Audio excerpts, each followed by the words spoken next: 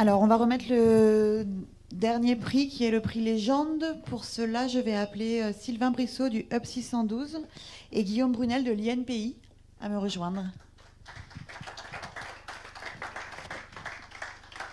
Hop, je vous laisse vous mettre à côté, ce sera peut-être plus simple. Pour commencer, oui, on peut s'asseoir, allez. Pour commencer, je vous laisse chacun vous présenter. Guillaume, je te laisse commencer. Alors, je crois qu'il est un peu... Je vais parler doucement. Oui, donc je suis Guillaume Brunel, je suis chargé d'affaires propriété industrielle à l'INPI et je suis en poste à Lyon pour accompagner les innovateurs et les entreprises dans leur stratégie de propriété industrielle. Sylvain, je veux bien que tu te représentes, s'il te plaît. Ok, et donc Sylvain Brissot, je m'occupe du Hub 612 avec le reste de l'équipe, dont Pauline, qui est un accélérateur de start-up FinTech InsurTech. Merci. On va revoir effectivement tous les finalistes pour le prix Légende. Et Sylvain, je vais te laisser décacheter l'enveloppe qui contient le lauréat de la catégorie Légende.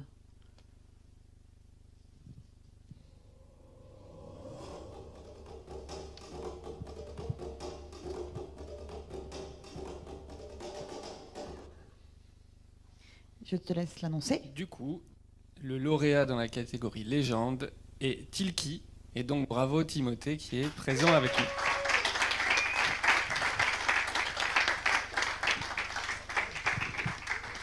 Bonjour, bienvenue, je vous laisse vous mettre devant le kakémono pour faire des photos. Caroline, oui, vous pouvez enlever les masques, ce sera quand même beaucoup plus vendeur après, hein, si on veut se servir des photos.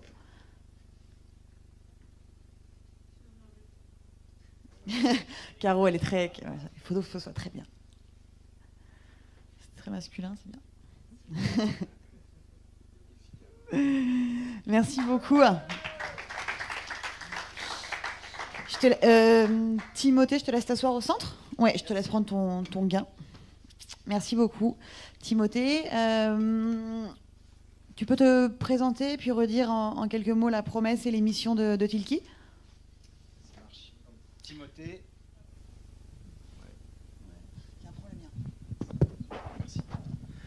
Donc Timothée, je suis cofondateur et dirigeant de Tilki, donc une pure start-up qu'on a créée avec mon associé Sylvain de l'époque en 2013. Ça commence à dater, on est une vieille dame. Notre mission, c'est d'aider, en tout cas à l'origine, on va en parler, ça a un peu bougé, c'est d'aider les commerciaux, les équipes commerciales à vendre plus, à vendre mieux. Et c'était une intuition de Sylvain, qui, dans son boulot de commercial du quotidien, passait beaucoup de temps en avant-vente à rédiger des propositions commerciales, aboutissait au final à un PDF qui est envoyé en pièce jointe d'un mail, je pense que ça vous parle. Puis une fois que le mail est envoyé, plus de contact avec le prospect. Donc un bon commercial fait 1, 2, 3, 5 relances, et puis il laisse tomber. Et il y a à peu près 60% des propositions commerciales qui tombent dans une énorme case frigo, on ne sait pas ce qu'elles deviennent. Donc autant de temps et d'énergie qui sont perdus. Et on vient permettre aux équipes commerciales de récupérer ces offres, de récupérer le contrôle dans le lien avec le prospect, et donc de contacter le bon prospect au bon moment avec le bon message. Donc ça, c'est la proposition de départ. On va peut-être lancer la vidéo, parce que je me rends compte que ah ouais, en fait. Comme ça, tout le monde va comprendre très vite.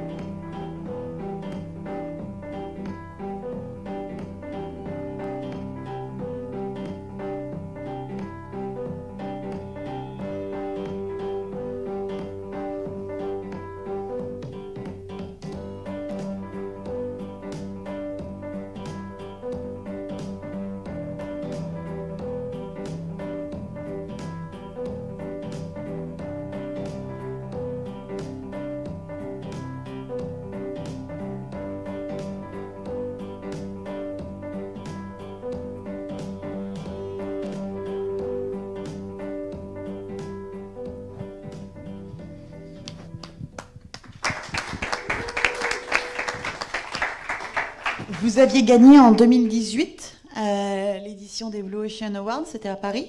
Oui. En 3 ans, qu'est-ce qui s'est passé du coup depuis? Enfin, on a un peu une idée de l'offre qui s'est quand même largement élargie déjà. Oui, alors l'offre c'est effectivement élargi.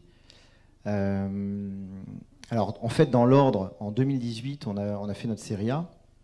Donc on a levé 3-4 millions, ce qui nous a permis... Après les océans bleus? Ouais, c'était à peu près concomitant. Mais ça a aussi un petit peu aidé.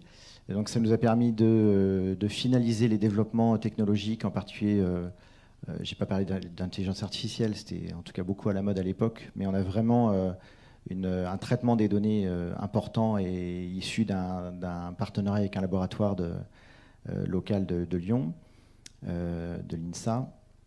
Donc gros aspect techno, gros aspect commercial. On a ouvert, expérimenté les marchés anglais à travers une filiale et allemand. Et puis on a commencé un pivot commercial d'abord pour attaquer de plus en plus de grands comptes. Donc c'est les logos que vous avez vu défiler pendant la vidéo. Donc aujourd'hui, au moins 90% de nos utilisateurs sont issus de très grands comptes, CAC, SBF. Et ce qui nous amène aujourd'hui à avoir une démarche d'industrialisation, de certification de la plateforme. Voilà. Donc on est dans ces phases-là. Et vraiment dans le produit, on est parti d'une solution d'analyse comportementale. Notre métier, c'est vraiment de récupérer de la donnée, de la traiter et de la renvoyer dans les outils de nos clients. En général, c'est leur CRM, Salesforce à 80%. Donc on est parti de ce métier-là. Et puis on a rajouté derrière... tout un tas de briques fonctionnelles, ce qui fait qu'on arrive maintenant sur un métier de digitalisation de la relation client, du parcours client, avec la signature électronique, avec le fait effectivement de remplir des fichiers PDF en ligne. Voilà. Et aujourd'hui, est-ce que tu dirais que vous êtes encore dans un océan bleu? Entre rouge et bleu, là, parce qu'il y a eu aussi un constat, c'est qu'on était sans doute trop tôt sur un océan bleu, en tout cas au niveau européen. C'est-à-dire que les Américains, j'ai passé 9 mois aux États-Unis en 2015 pour essayer de voir comment est-ce qu'on pouvait s'implanter là-bas. Les Américains, il y a un vrai marché là-bas, donc c'est devenu chez eux assez courant. En Europe, on est encore à la traîne là-dessus. Et donc il a fallu nous qu'on s'adapte et donc on ramène nos technos sur quelque chose qui était un petit peu plus sur lequel il y avait plus de marché en Europe. Donc on est un petit peu au milieu là. On est entre les deux. Donc on reste sur notre océan bleu avec l'analyse comportementale, avec cet apport de la data et de l'intelligence artificielle au service des commerciaux. Néanmoins, on s'approche de ce qui existe aussi déjà avec la signature électronique et la digitalisation du parcours client. Si tu as des questions, Sylvain, tu es bien sûr tout à fait légitime pour les poser. Tu les poses très bien. Pour finir, sur les 3 prochaines années, vos ambitions, vos enjeux, vos défis, vos challenges, vos peurs, vos craintes. Oh. En fait, ce qui se passe pour nous tous là depuis 1 an et demi maintenant, ça accélère vraiment notre développement. Donc l'arrivée du Covid va nous permettre on voit vraiment le changement de paradigme dans les entreprises. On voit qu'on a gagné du temps, on a gagné à peu près 3-4 ans par rapport à ce qu'on imaginait. On voit que ces sujets de maîtrise de la donnée deviennent centrales, de digitalisation de la relation deviennent centrales. Et donc on navigue nous dans cet océan qui va devenir de plus en plus commun. Donc pas beaucoup de peur là-dessus, au contraire, je pense que le marché va être de plus en plus grand et qu'on a réussi à prendre une bonne place, en tout cas en France. Le vrai enjeu maintenant, c'est effectivement d'arriver à scaler en Europe. Est-ce qu'il y a des questions sur les réseaux? Eh bien justement. On est connectés, Agnès, c'est incroyable. Oh, c'est génial. Ah là là, le digital. Donc Bertrand m'envoie une question d'Anne-Sophie de Clermont-Ferrand.